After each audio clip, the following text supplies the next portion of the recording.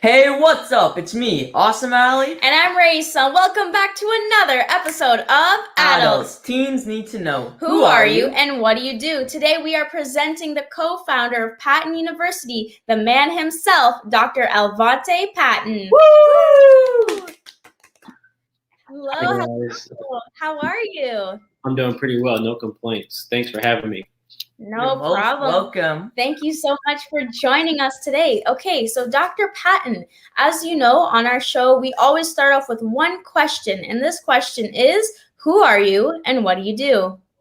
Oh man, I have so much to say, so I can't really say who I am and what I do. But my name's Alvante Patton, and I believe that I'm a thought leader in the world, and I believe that my thinking opens many doors to the success of others along with myself. So I'm not in one particular box, but if you had to put me in one box, I say I'm an educator by trade. Wow, Okay, educator by nice. trade. I love that. And now, Dr. Patton, sorry about that. You are in a lot of different ventures. Can you tell us a little bit about those? So the ventures that I'm in is quite interesting because I feel like it all leads back to the one thing I said that I am is an educator. So I'm in the space of software engineering with technology. I'm in the space of creating my own credit union. Currently, is something interesting that I'm doing. I have Patton University where we tutor kids and make sure that we work with them in building businesses and anything that a kid can think of they can achieve. So I just work with the holistic child and making sure that I make a dent in the world. Wow, Okay, that's very amazing. nice.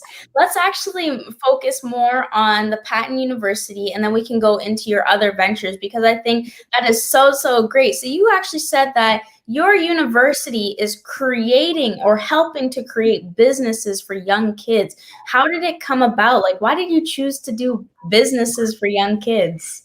So when I created Patton University, the first thing I thought about was there's a need for thought leaders in the world. Many times the school system today, they're building kids to not think. They're building kids to work for someone else. And I felt like the only way to truly build wealth is to be able to build on your own, build in this virtual space or build in the real world of what you can achieve. And I thought as I began to teach kids how to be entrepreneurs, they began to think a lot broader than the little scopes that they have in the classroom. So that's how Patton University was birthed. And then as I began to continue to move forward, I began to bring my many talents to the table to expand the business even further. Wow, that's amazing. And do you think that when creating Patton University, right, that you could see definitely a shift in I know you mentioned the mindset change more broader and more entrepreneurial, but do you think that there's definitely always in if not every kid, in most kids, that little spark to be some type of entrepreneur? So honestly, we all are kids at heart. No matter how old a person is, you're still a kid at heart. And sometimes that spark might not come until you're 50. It might not come until you're 60, or it could come when you're 12. You just never know when the spark is going to come. But I feel like you still have to chase the spark. And then sometimes it takes a special individual just to light the spark in order for you to see the world in a different space. Mm. And what type of things do you educate the children on? So for me, I'm all about self-discovery. I ask the kid, what do they need from me in order to light the spark? I don't bring anything to the table that they don't already have. Okay, so you really focusing on their talents and skills and just develop it. Is Patton University online or is it in person? So I actually have two different systems. So I do virtual at the moment because coronavirus, and not everybody wants to come and meet with me face to face. But before coronavirus, we did a lot of one-on-ones and a lot of group work in order to ensure that the kids are, thinking broadly. This is an interesting thing. The interesting thing was about a year ago, I had a kid sit on my couch and they told me they wanted to create a basket when you go to the grocery store where you never have to touch anyone. And when you put your items in the basket, it'll scan and it'll take it off your card. So about a week ago, I'm on Instagram and voila, somebody created the vision that young student had. Now, that student didn't have the money to produce it. The student didn't have the actual idea on paper, but just the mere conversation of him seeing his thoughts coming to some action made him think like, I can be great. So now he's thinking of other things that he can do. And I think that's the power of conversation and believing in people. Very nice. And I think when you say having conversation and believing in people, how many kids have you worked with? What's the impact? What do you see is the biggest change that they have when they work with you? So ultimately, I don't have a hard number of how many kids I've worked with, because like I said, I worked with groups of kids and I worked with individual kids.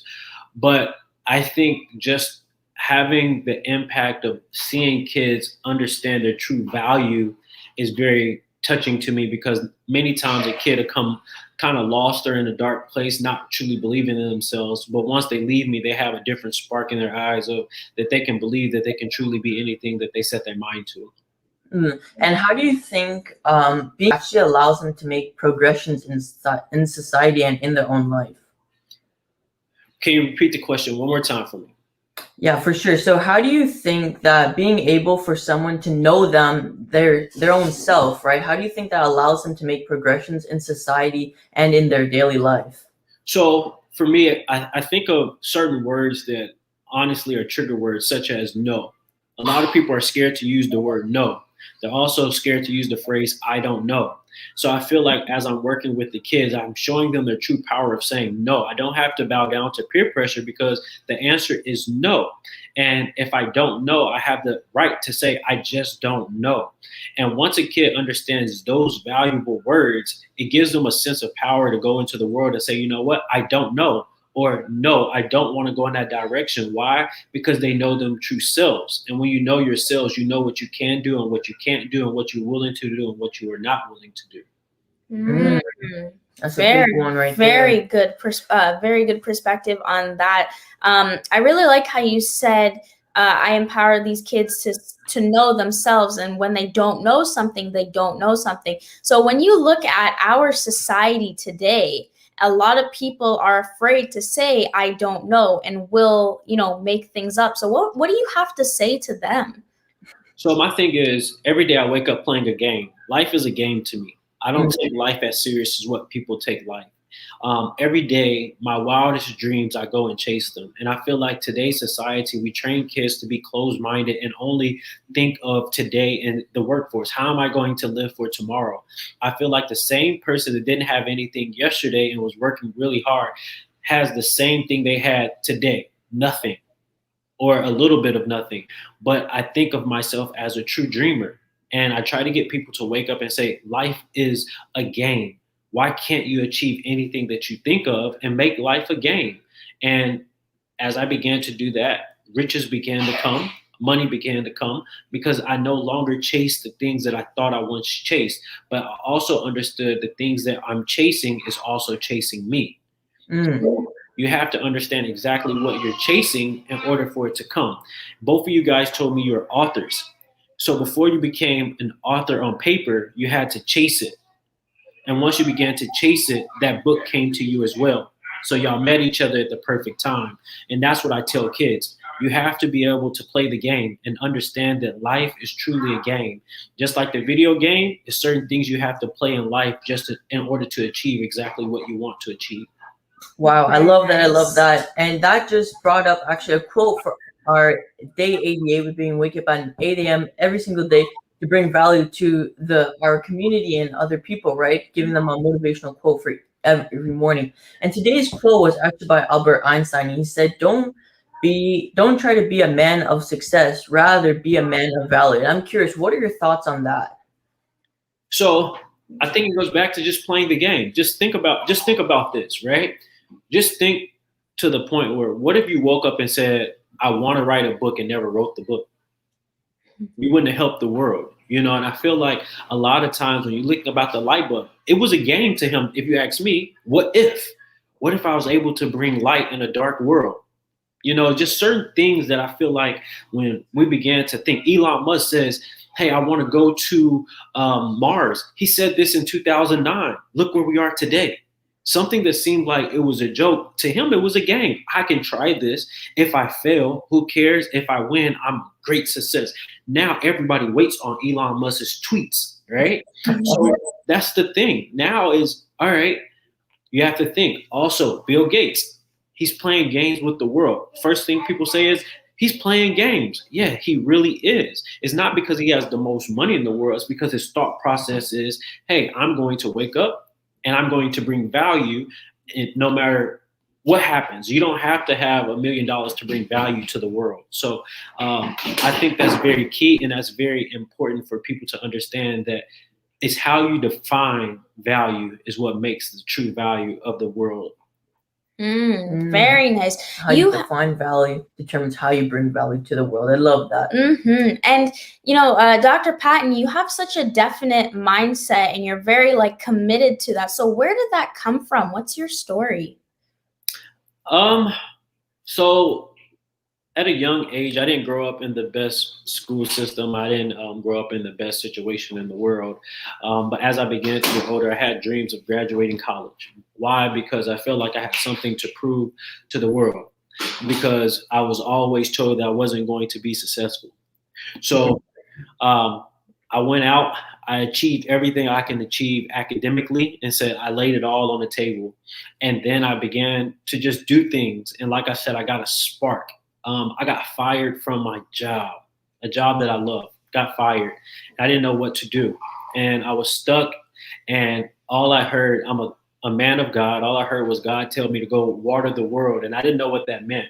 And I began to take water, one case of water, to the homeless. And that was my way of watering the world, because I felt like there were seeds that needed to grow. So God told me to go water the world. And I began to do it on the regular. And my situation began to change. My situation didn't change because Avante was stuck in Avante. Avante's situation changed because Avante got out of Avante's self and went to help others. And then that's the way I live my life, is how can I better someone else? Because I'm going to get mine. It's called reciprocity. What you put out is going to come back. It might not come back exactly when you want it, but it'll come back. And I look at money the same way. Money goes out, but money comes back in. So it's all a matter of how you see things. And when I had that situation happen to me, I had to begin to see life from a different lens, and how I can just get up, because I landed on my back. I didn't land on my face, because when you land on your face, it's very difficult to get up. So I landed on my back so I could see. So I got up, and from that moment, I began to say, I'm going to change everybody else's life that I began to touch. Wow. Very nice. That reminds me of when you said you landed on your back, Les Brown's quote, if you land on your back, if you can look up, you can get up. So there we go. So that's absolutely amazing. And thank you for sharing that story with us, because I think now we can move into all of the really, really wonderful things that you're doing. You're doing public speaking. You're in a documentary. You're a politician. You run a nonprofit organization. So from all of those, which one started first? And can you give us a little bit of insight into that? So public speaking probably is one of the first things I started to do. I started to public speak because I failed, and I failed very hard. And what happened was, I was in college. They told me to go on stage and give like a little speech to all my fellow classmates. And I got up there and forgot everything I was supposed to say. And I promised myself it'd never happen again. And at that moment in time, I began to go out and help kids, because I started to know that 99% of the world is more fearful of public speaking than they are of death. That's really something people have to take into consideration. So I took after that, and I ran with it. And that was probably one of the first ventures that I can truly say that as a business person that I went out to do. Wow. So public speaking, I love that. And I did not know that what you said there about 99% of the world. And that's a new fact. So I'm curious also about your nonprofit organization called Young and the Politics. And you did mention that you were in politics yourself. So what was the inspiration behind getting that started? The inspiration behind just running in general is having a voice for the young people that feel like they don't have a voice for themselves. When you think about the Parkland shooting, young people made the biggest difference during that time than ever before because young people felt like they found their voice. So in politics, what people fail to understand is if you're under the age of 50 in politics, you're considered young. Notice I said under the age of 50. So that lets you know how old our politicians truly are. Yeah. When you think about President Biden is touching 80 years old, that's nowhere near where we are. I want you guys to think about what he is thinking about as a president versus what our reality is. You know, now we're talking about Bitcoin and cryptocurrency as a reality of a new currency for us and our future generation. He might not be thinking about that when it comes down to him and his generation. So just the thought process of the gap between the young and the old is what made me create the young and the politics. And when I think about the young and the politics, the first thing I thought about was how can we get young people more involved in politics where they feel like they truly have a voice and their voice really matters, because this is our world. When I say our world, I mean that truly. This is our world because we have the longest time left on this planet. And when you begin to think about all the young people that's talking about the Green New Deal, that's a big issue. It's not a big issue for our grandparents and our great grandparents. This is an issue of the young people because they feel like that the earth will no longer be here in 30 years or a little more. So that's a young people's issue. But where is the voice of the older people that's willing to fight that fight for the young people? We don't have it yet. And why don't we have it? Because young people don't produce enough money. So what we have to do is get young people more involved in entrepreneurship so they can produce the money to put behind politicians in order to change the world if they could truly have a voice. Wow. That's amazing. Give a round of applause to that. Wow. And I like how you, I love the meaning behind the reason why you started the young and the politics. And you mentioned something very interesting about cryptocurrency and Bitcoin right now. Literally, yesterday, actually, I was in school and I just scrolling. We were waiting for the bell to ring, and I was scrolling and I saw that PayPal now is actually going to be starting accepting cryptocurrency, Bitcoin, Ethereum. And when I saw that, I turned to my friend and I was like, "Yo, look at this!" So, like this is when I actually knew, okay, there's going to be a big change. Okay, Tesla's accepting it now. Other companies are starting to accept it, and now PayPal, $227 billion revenue company, is going to start integrating that. And I turned to her, and she was like, "No, I'm glad that's happening. I already own some." I was shocked at that point, right? And that's when I knew, like, okay, this is going to be a big thing, and it's crazy to see that. I understand there's some iffy stuff, but that's when I knew this is actually going to be a big change happening now. And I brought up something, right? I brought up life is what? A game, right? And it's all about how you play the game, right? Yep. Now, think about this. You guys probably have friends that play Fortnite, right? Yep. Yeah. I mean, yes. How long have they been playing with digital currency, where they're taking their parents' money and putting it into the game and buying guns and shoes and stuff, right?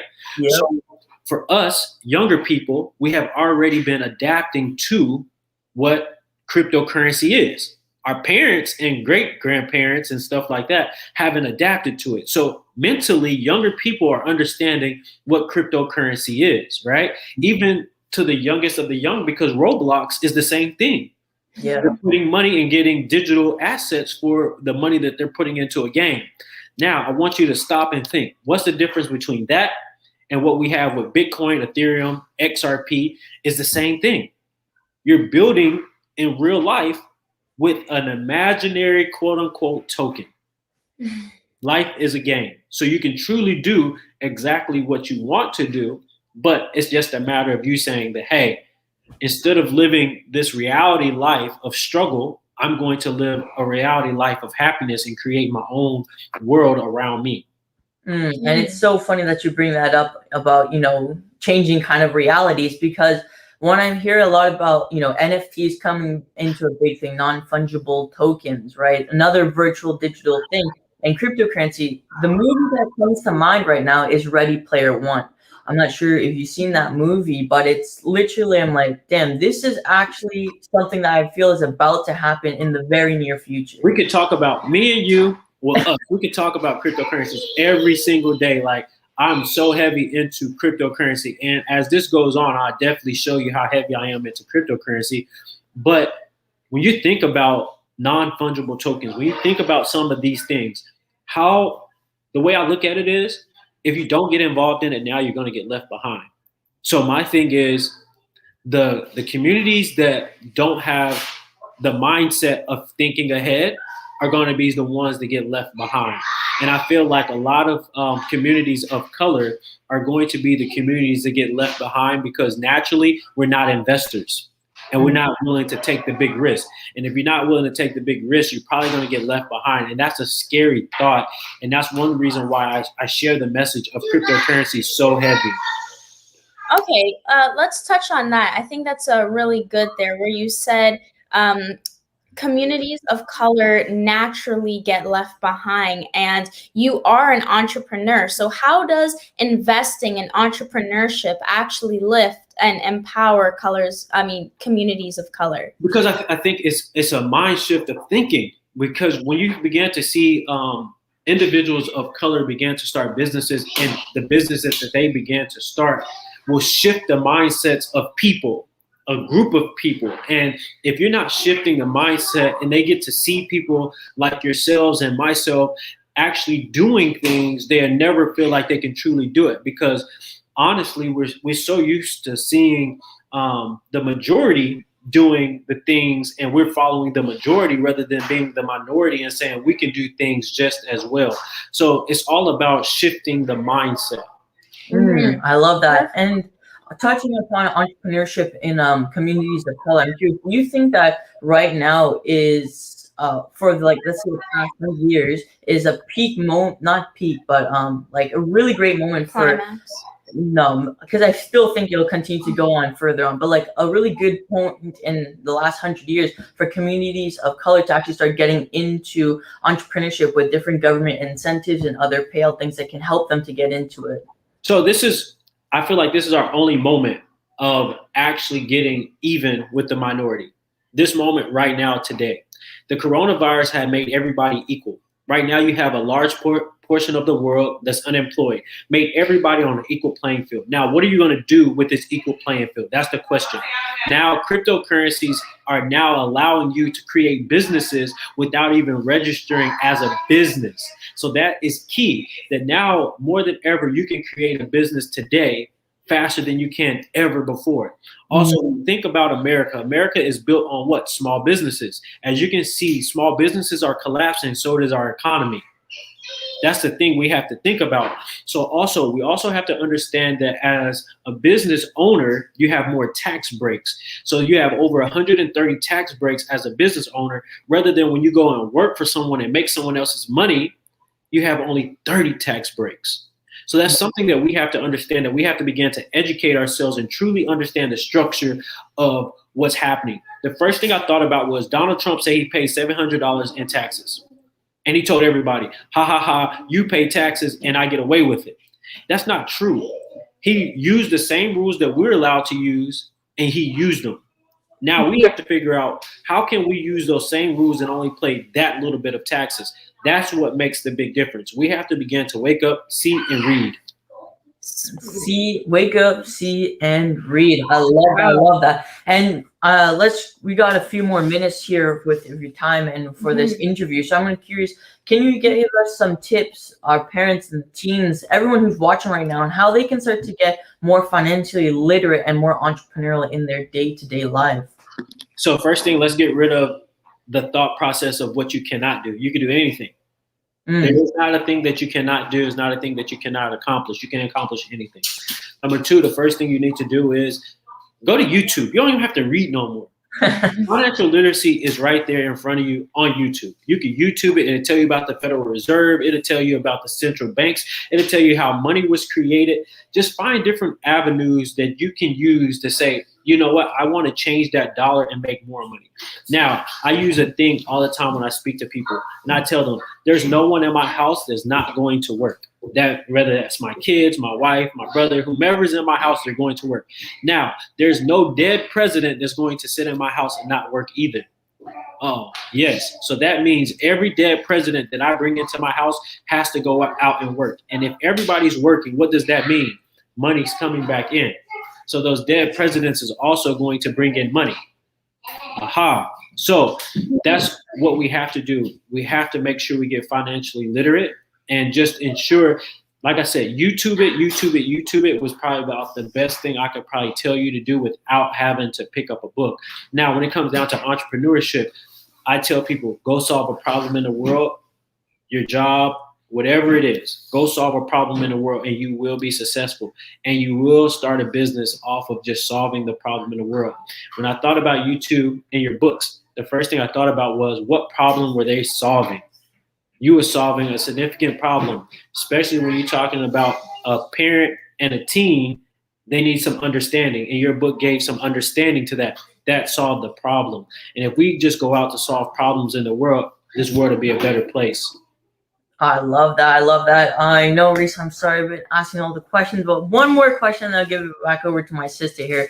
I'm curious, especially with social media right now, I feel as if teenagers are being exposed to a lot of different perspectives, and also because of those different perspectives and the algorithms now, they're starting to funnel into more one perspective, one-sided arguments and things, and I feel as if they're becoming less risky, less likely to take risks in entrepreneurship and stuff. So I'm curious, what are your thoughts on how social media is kind of starting to influence, how risky and how brave or confident our children and teens are becoming?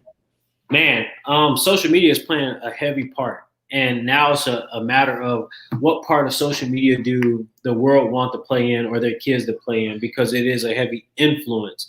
I'm not really big on social media. I really hate it. I do it because that's where the world is. But when it comes down to it now I feel like, once again, we have to get out of the virtual world and actually go and see what issues we have in the world and begin to solve it.